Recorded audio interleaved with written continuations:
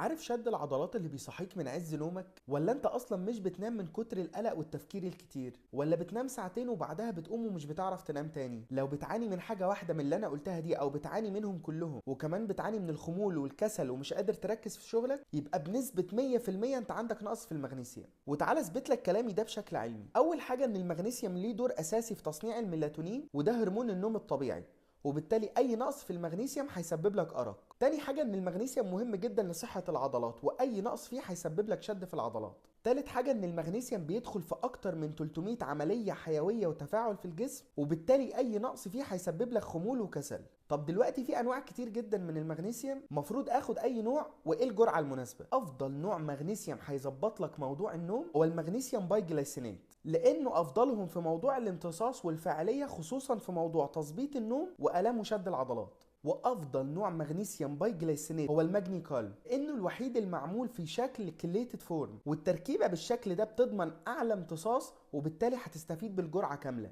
تاني واهم حاجه ان الماجني كالم بيعالج صعوبه الدخول في النوم وبيحسن جوده النوم من غير ما ياثر على كيمياء المخ، وبالتالي ما فيهوش لا تعود ولا ادمان. وتركيز الماجني كالم 200 مللي جرام، وبالتالي جرعته بتكون من حبه لحبتين مره مساء. جربوا الماجني كالم ومن اول اسبوع هتلاقي نومك اتعدل وبتنام كويس وتقوم فايق من غير دوخه وفي كامل تركيزك. لو عندك اي مشكله في النوم اكتب لي في الكومنتات كلمه مغنيسيوم اعتمدوه.